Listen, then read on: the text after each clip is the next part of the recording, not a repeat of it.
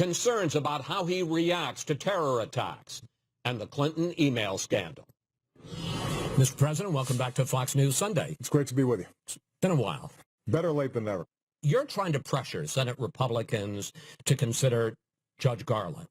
But Senate Republicans, the GOP, is applying pressure of its own. And just this week, two Senate Republicans, Moran and Murkowski, reversed themselves and said they no longer support even holding confirmation hearings. So far, there has not been a break in Republican ranks. Well, I think that things will evolve as people get familiar with Judge Garland's record, as it becomes apparent that the overwhelming majority of the American people think that the president nominates somebody to the Supreme Court, and the Senate should now do its constitutional job and give him a hearing. And originally, the Republicans said they wouldn't meet with him at all. Now a number of them have already had meetings. And the questioning that they're having privately with Judge Garland is something that should be done publicly through a hearings process so the American people can make their own assessment. But I recognize there's pressure on the other side. Our goal is just to make sure that the Senate does its job and treats him fairly. Now, you talk about the Senate doing its job. You're calling for an up or down vote on Judge Garland. But back in 2006, Senator Barack Obama joined a filibuster on Sam Alito, a Bush appointee, which would have prevented an up or down vote. Isn't there a fair amount of hypocrisy on both sides, frankly, including you? I think there's no doubt that Democrats and Republicans have gotten into a fix inside the Senate in which the confirmation process becomes too much of a tit for tat or becomes politicized. I will point out, though, Chris, that never has a Republican president's nominee not received a hearing, not received a vote. So I don't object to Republicans saying, look, Merrick Garland may be a fine man, he may be an excellent judge, but I just disagree with him philosophically on a whole range of issues, so I'm going to vote against him. So you'd be okay if he got defeated as long as they go through the process? I think that if they go through the process, they won't have a rationale to defeat him. So my point is, go through the process, go through the hearings. I think if you do that, the American people and the majority of senators will determine that, in fact, he is qualified to be on the court. Some Republican senators say, look, if a Democrat wins in November, well, maybe we'll consider Garland in a lame duck hearing. Yeah. Have you made a commitment to Garland that you're going to stick by him through the end of your term? Or perhaps, let's say Hillary Clinton is the newly elected president, would you pull him and let her make the pick? As more senators meet with him, I think they will recognize the qualities of this individual. What I think we can't have is a situation in which the Republican Senate simply says, because it's a Democratic president, we are not going to do our job, have hearings, and have a vote.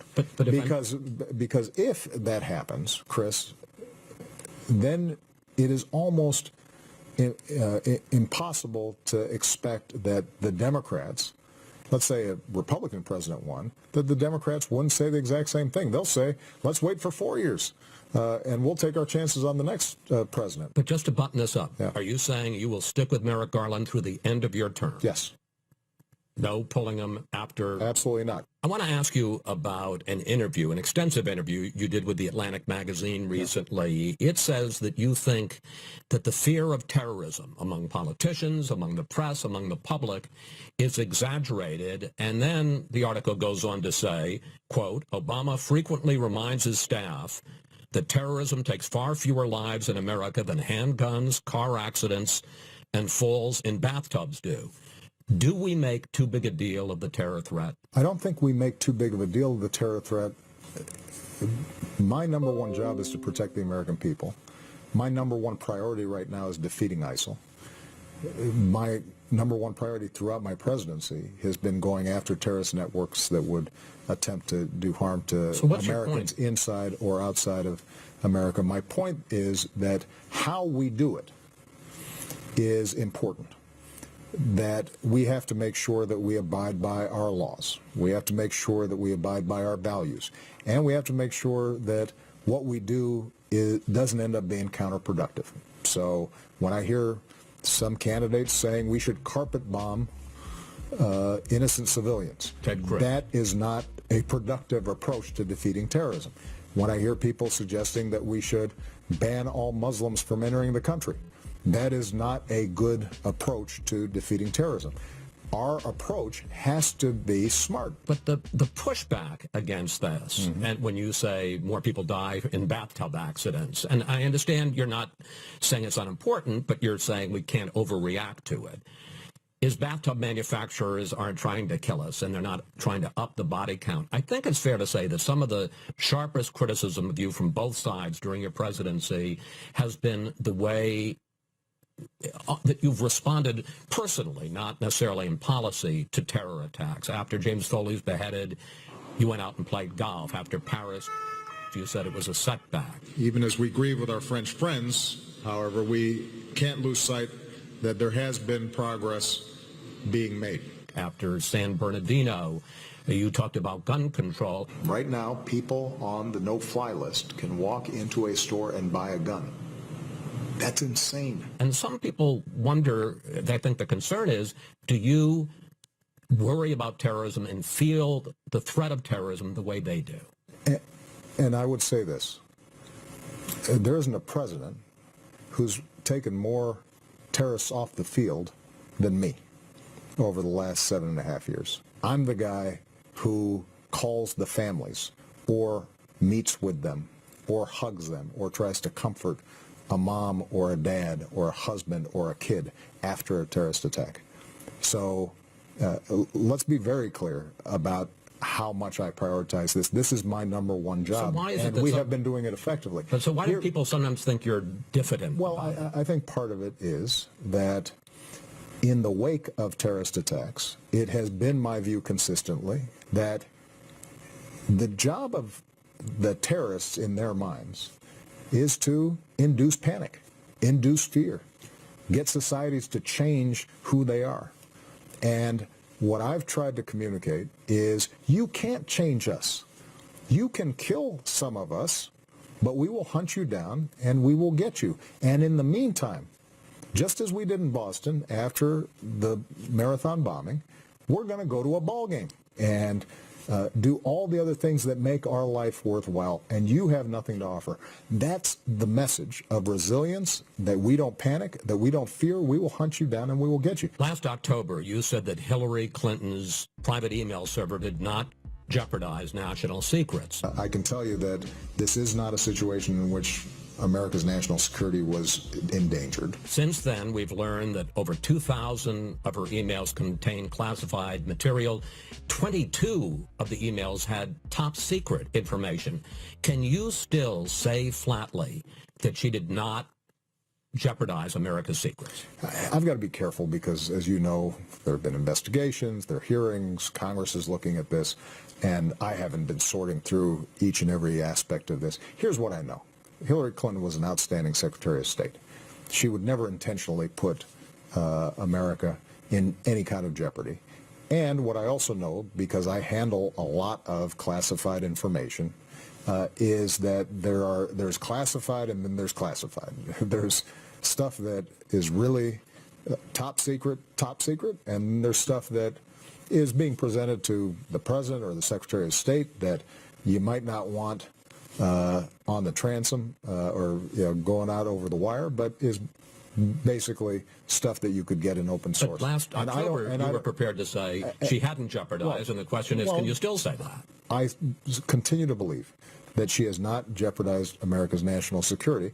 Now, what I've also said is that, and she's acknowledged, that there's a carelessness in terms of managing emails that she has owned and she recognizes. But I also think it is important to keep this in perspective.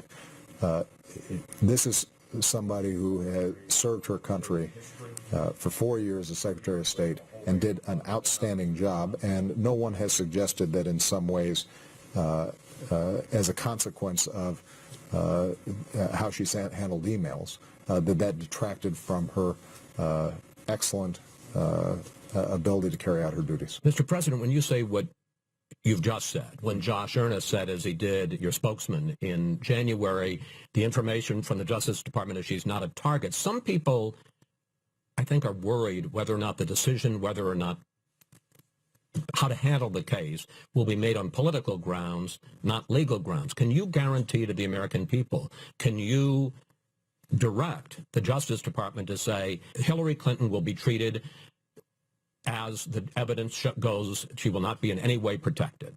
I can guarantee that. And I can guarantee that not because I give Attorney General Lynch a directive. That is institutionally how we have always operated. I do not talk to the Attorney General about pending investigations. I do not talk to FBI directors about pending investigations. We have a strict line and always have maintained it, previous presidents. Just to button this up. I guarantee it.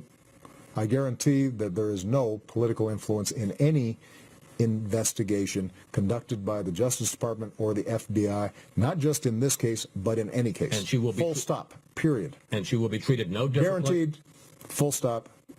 Nobody gets treated differently when it comes to the Justice Department because nobody is above the law.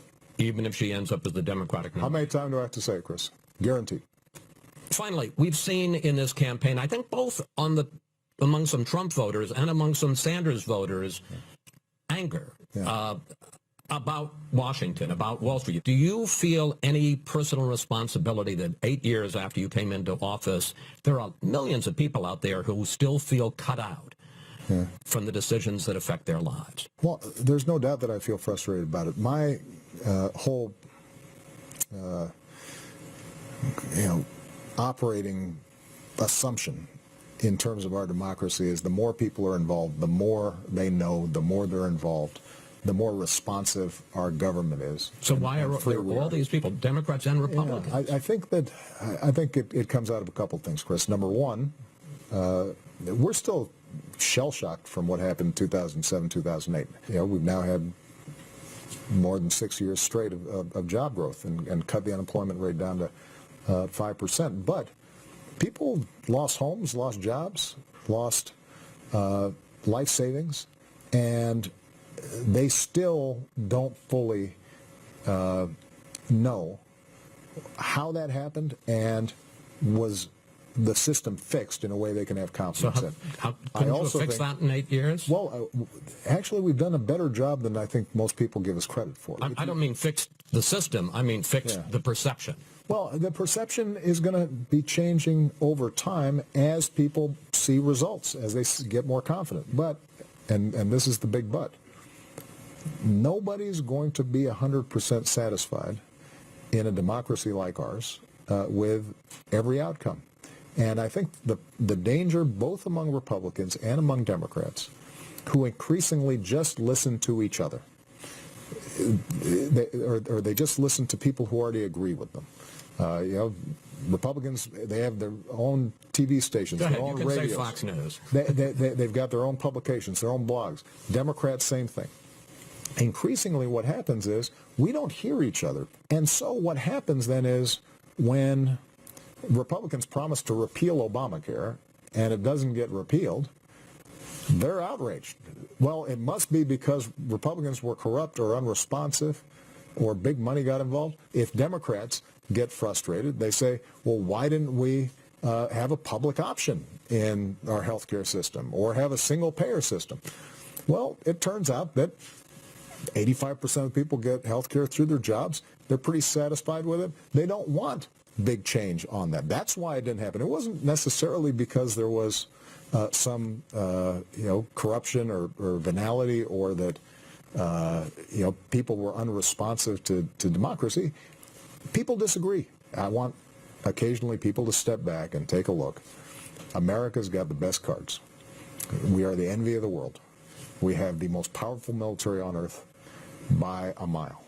Our economy right now is stronger than any other advanced economy. We have the best workers. We have the best universities. We are the most innovative. We have the most advanced scientific community. We have an incredibly diverse and talented population. This can be our century, just like the 20th century was, as long as we don't tear each other apart because our politics values sensationalism or conflict over cooperation, and we don't have the ability to compromise. And if we get that part right, nobody can stop us. Mr. President, I thank you. enjoy it. Thank you so much, Chris.